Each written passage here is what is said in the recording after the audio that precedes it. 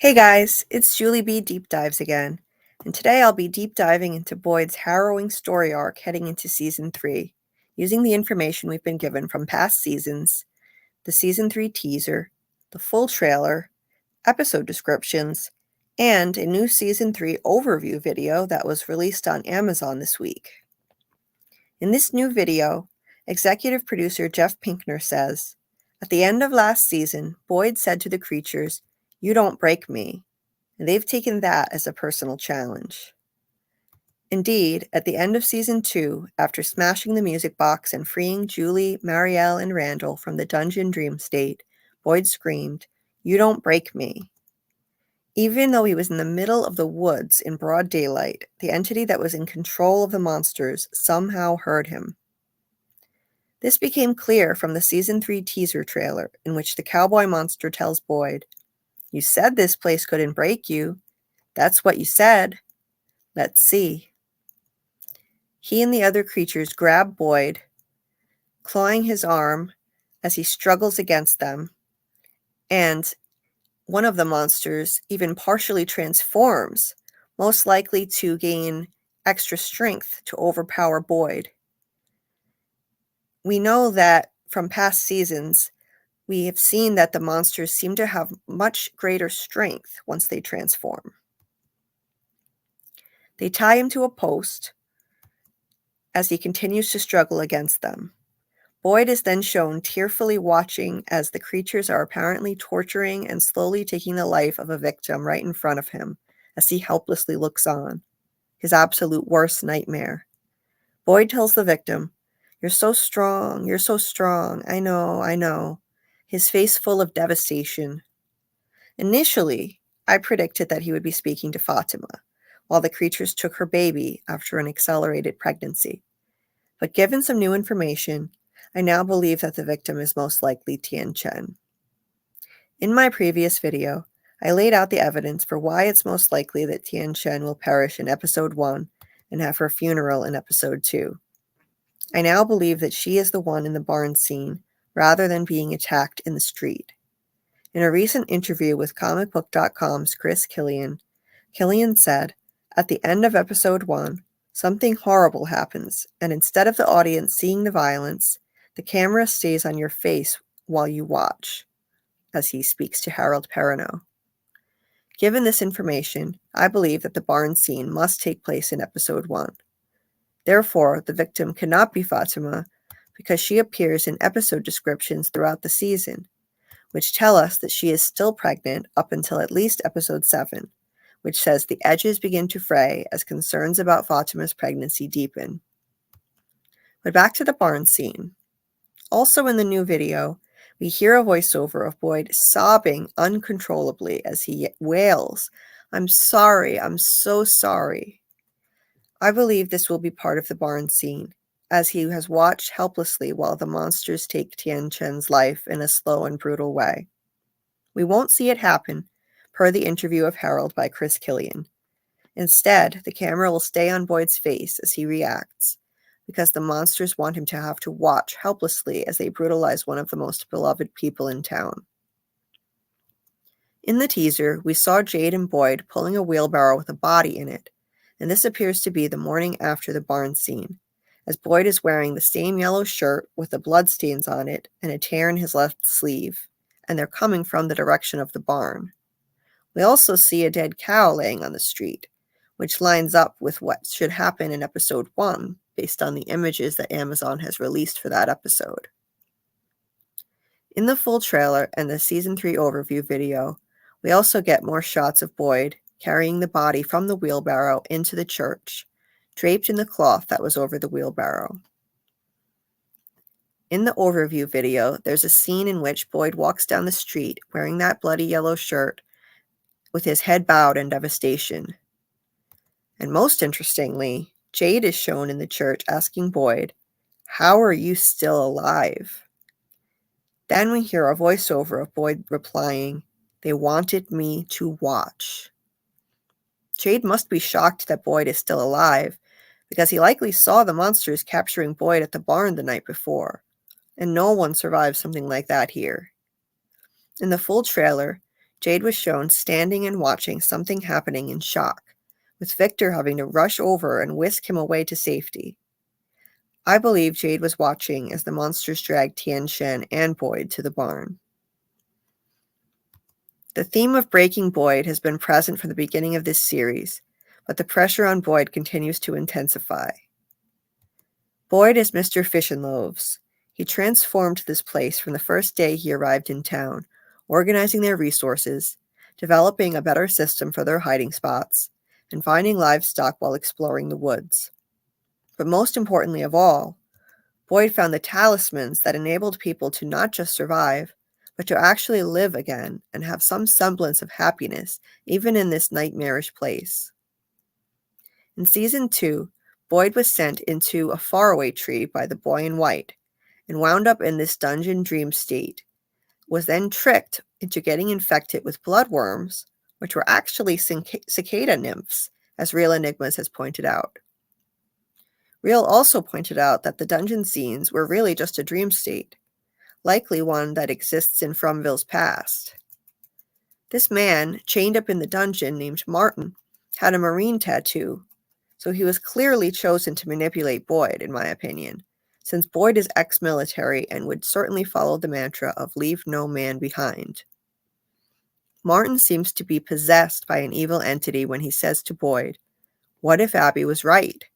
What if it's all just a dream?" This is information that he couldn't possibly know, and it was designed to get into Boyd's head and make him question reality. Another scene in the dungeon dream state also served this purpose. When Boyd was climbing out of the well, a vision of his son Ellis appeared at the bottom of it, telling him, "Mom wants to take the boat out." This is exactly what Boyd might have been doing if he hadn't gotten sucked into Fromville. His wife had just given him a boat before their arrival. After returning to town, Boyd was plagued by visions involving a mysterious music box and a ballerina. He began to wonder if he was actually in a coma and dreaming all of this, as he said to Abby at her grave. His judgment and ability to lead were impaired for the rest of the season as a result of the cicada nymphs and the psychological trickery that he endured. He transferred his bloodworms to the smiley creature, but that unleashed the cicada entity onto the town. Julie, Marielle, and Randall were targeted by that entity. Their spirits were trapped in the dungeon dream state, with their bodies lying in a catatonic state in town. Ultimately, Boyd figured out how to defeat the cicada entity by smashing the music box and burning it, saving all three whose spirits were trapped there. But every time Boyd thinks he's gotten a win, the efforts to break him have only intensified, and this season he will be put through the ringer like never before.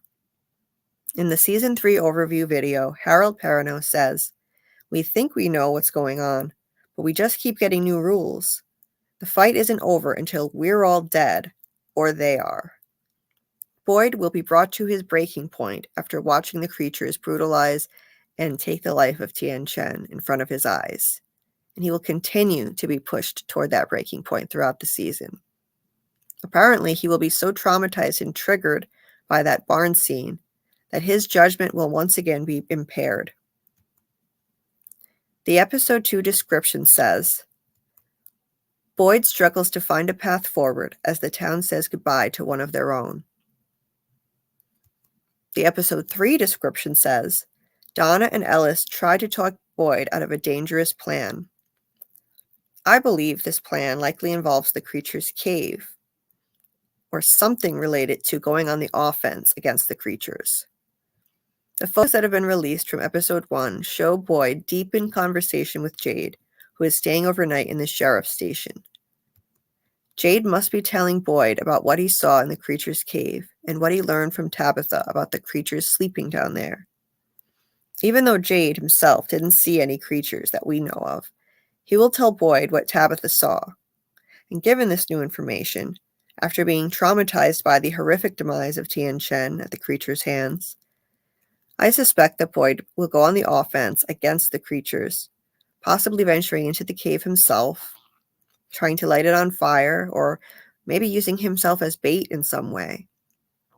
He might even try to do something like trap one of the monsters in the box using a talisman inside of the box to possibly see what could happen when the monsters experience daylight while still alive. Tony Teflon TV, has suggested that this may happen. We've seen what happened to Smiley when the daylight came, but he was already dead. So we don't know for sure what could happen to the monsters while they're still alive. And if Boyd could manage to trap one, we could actually get more information on that. But honestly, it's probably not going to do that much good for the town and just end up creating unnecessary danger that doesn't need to come up. A scene from the Season 3 overview shows Kenny saying, "We can't just play defense forever, Boyd."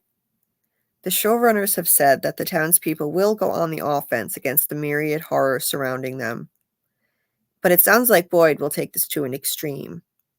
Combined with the fact that he managed to survive a night in the creature's clutches, the townspeople will begin to lose trust in him. The episode 4 description says that Boyd is forced to make a tough decision as newcomers arrive at nightfall.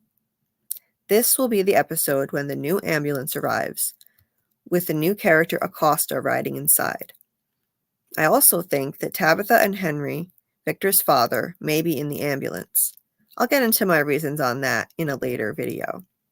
I'm also sure that this will be the night when Boyd is shown sitting in the ambulance and the waitress creature holds out the keys, telling him, "You can't save them all," as the trailer showed us. I believe Boyd will be forced to make a choice between saving one person or group and saving another group, with both sides in grave danger. In a scene from the full trailer, Colony House seems to be under attack yet again, with a woman seemingly thrown through a window and injured. It's possible that Boyd may bring the new character Acosta to a safe place inside and goes back out to take the ambulance, but he must choose between possibly driving Tabitha and maybe Henry to the clinic for medical help, or driving straight to Colony House to help save people there. Whatever is going on, it does appear that Boyd will need to make a choice on whether to save one individual or group or another. And this will be yet another blow to this man who has carried the burden of being the town's protector on his shoulders since the moment he arrived. Now, the episode 5 description says, Boyd struggles to keep the town safe as residents begin to question his judgment. Clearly, something terrible happened on the night of episode 4, and Boyd is being blamed. In the episode 6 description, it says, Boyd fears for the future of his family. I believe this pertains to Fatima, carrying what we think is his grandchild, whose health is rapidly declining as a result of her pregnancy, based on the episode descriptions. I predict that instead of a normal baby, Fatima has actually become a vessel for a malevolent entity that is slowly draining the life out of her, and ultimately she will not survive. Losing what he thought was his future grandchild and his daughter-in-law would bring Boyd even closer to his breaking point. And finally, the last clue that could tie into this theme comes in the episode 8 description. Accusations start flying and truths come to light in the wake of a tragedy, which once again implies that the town is descending into chaos and Boyd is unable to keep it under control. And I believe that the tragedy refers to the loss of Fatima and the baby or the entity inside of her. From the time he arrived in town and saw the building spray painted with the words, "Save us," Boyd has made it his mission to protect the people of Fromville from the evil forces that reside here, and ultimately find a way to lead them home. The path to this goal has never looked more arduous, and the future has never looked more bleak for the townspeople than it does in Season 3. Will the entity in control of the monsters succeed in breaking Boyd? I believe that Boyd may be temporarily broken, but he will pull himself back from the point of no return and rally in time to resume his role as this town's indomitable leader in the end. Before I go, I want to say a heartfelt thank you to my fellow From content creators who have uplifted me and my new channel. Thank you to Real Enigmas and Theories, who gave me my first platform on a live stream panel and inspired me to create my own YouTube content.